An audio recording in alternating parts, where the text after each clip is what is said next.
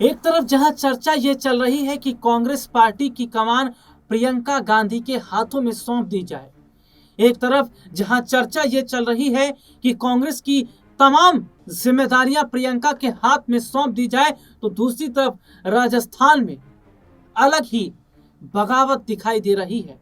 और वो बगावत है कुर्सी को लेकर। तो क्या कांग्रेस पार्टी के हालात अब बद से बदतर होने वाले हैं, क्योंकि पार्टी अब टूटने वाली है।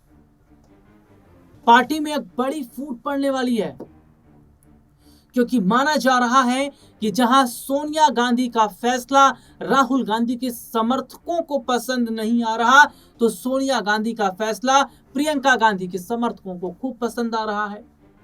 जहां कांग्रेस पार्टी में दो धड़ा बढ़ता नजर आ रहा है, तो दूसरी तरफ राजस्थान में कुर्सी को लेकर लड़ाई गहलोत और पायलट में नजर आ रही है। सचिन पायलट और अशोक गहलोत राजस्थान में ये दो बड़े चेहरे हैं जो कि एक दूसरे को अब आंख दिखा रहे हैं। यह भी तब हो रहा है जब 2028 में चुनाव होने वाले हैं और कांग्रेस सोनिया गांधी के करीबी माने जाते हैं। अंता सीट में प्रमोद जैन भाया की जीत ने गहलोत का मनोबल बढ़ाने का काम किया, तो पायलट का मनोबल थोड़ा सा कम किया है।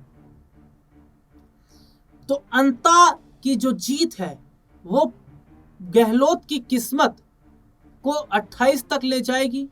क्या 28 के चुनाव में सीएम कुर्सी के दावेदार वो रहेंगे या फिर पायलट को? राजस्थान में ये चर्चा चल ही रही है, बात इस पर हो रही है, लेकिन इस बीच सचिन पायलट के बेटे की पॉलिटिक्स में एंट्री ने सियासी हड़कंप मचा दिया है।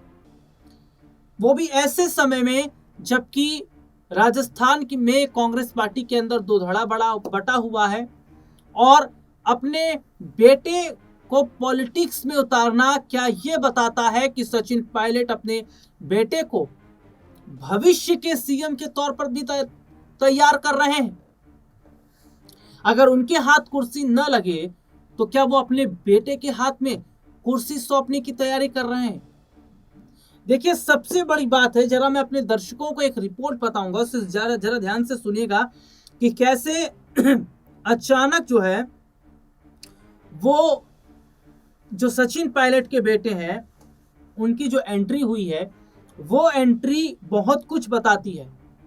और ये भी देखा जा रहा है कि क्या कांग्रेस का आने वाला भविष्य है सचिन पायलट के बेटे।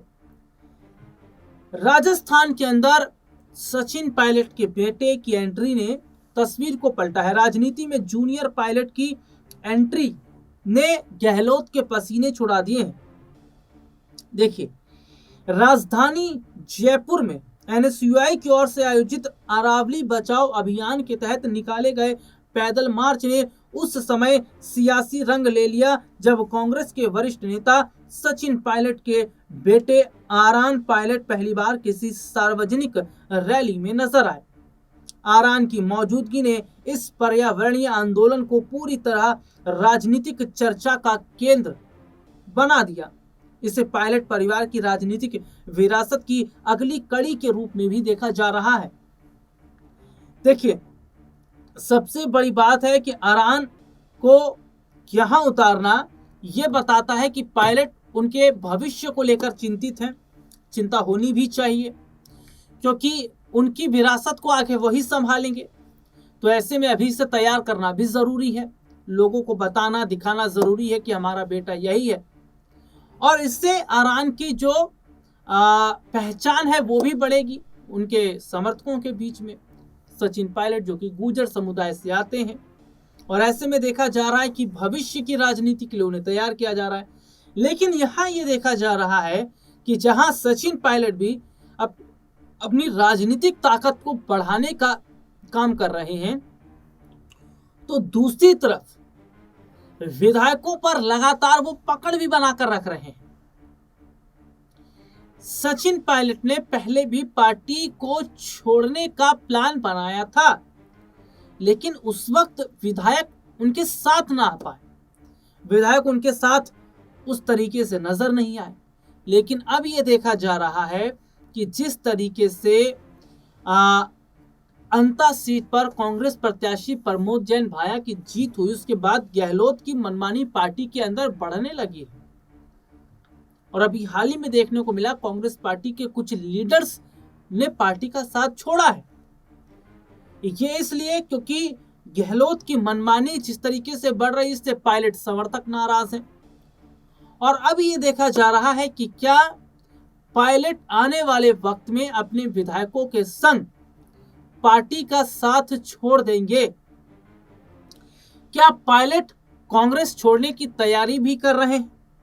देखिए, सबसे बड़ी बात यह है कि फिलहाल बहुत सधी हुई राजनीति सचिन पायलट कर रहे हैं और सीएम बनने का उनका लंबे समय से जो मन था वो रहा है। उन्हें डिप्टी सीएम बनाया गया था, लेकिन उन्होंने उस डिप्टी सीएम पद को छोड़ दिया था, क्योंकि डिप्टी सीएम जैसा पद कुछ होता नहीं है, ये एक औपचारिकता होती है। ये पायलट बेहतरीन तरीके से जानते थे और सीएम बनने का सपना उनका अभी तक पूरा नहीं हो पाया है। तो ऐसे में देखा जा रहा है कि जहां 2028 में राजस्थान के अंदर विधानसभा के चुनाव होने वाले हैं, उस चुनाव से पहले जहां सचिन पायलट आने वाले दिनों के अंदर कई बड़ी रैलियां करने वाले हैं, तो वहीं दूसरी तरफ वो शक्ति प्रदर्शन करते हुए भी नजर आएंगे।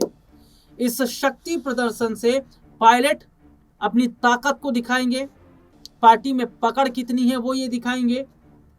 और ये भी देखा जा रहा है कि एक मैसेज भी पायलट की तरफ से दे दिया गया है कि अगर इस बार उन्हें सीएम कुर्सी के लिए जो है नहीं दिया जाता काम जिम्मेदारी, तो पार्टी को छोड़ सकते हैं। तो यहाँ एक बड़ी बात यह है कि क्या सचिन पायलट अगर कांग्रेस को छोड़ते हैं तो ये सबसे बड़ा झटका रहेगा। और देखिए, सचिन पायलट का जाना पार्टी के लिए कितना बड़ा झटका रहेगा, इसको इस तरीके से भी समझिएगा, क्योंकि सचिन पायलट एक तो गुर्जर समुदाय से आते हैं और 36 कौम का नेता सचिन पायलट को कहा जाता है। और सबसे बड़ी बात यह है कि सचिन पायलट की पकड़ राजस्थान की सियासत में बेहतर कितनी है, यह बात गहलोत भी जानते हैं।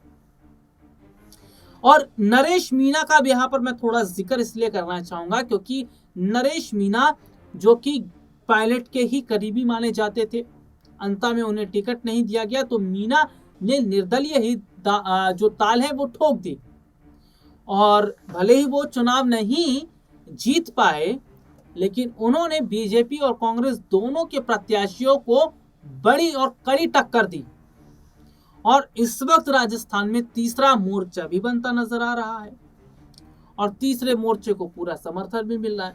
तो माना यह जा रहा है कि क्या पायलट आने वाले वक्त में मीणा के साथ हो जाएंगे, क्योंकि मीणा की भी अच्छी पकड़ राजस्थान के अंदर मानी जाती है और जो वोट उनको मिले उससे कांग्रेस और बीजेपी समझ गई। अब अगर सीएम कुर्सी जो है वो पायलट को नहीं मिलती है, तो क्या मीणा के साथ आकर पूरी तरीके से वो कांग्रेस का खेल बिगाड़ देंगे? और अगर पायलट और मीणा एक साथ आ गए तो गहलोत का सीएम बनने का सपना भी टूट जाएगा। अब देखना होगा कि कांग्रेस इन हालातों को कैसे सुधारती है। अगर नहीं सुधार पाती तो क्या पायलट पार्टी को छोड़कर तीसरे मोर्चे के साथ हाथ मिला लेंगे? इस प्रोग्राम में इतना ही, फिर आपसे दोबारा मुलाकात होगी, तब तक के लिए इजाजत दीजिए। नमस्कार।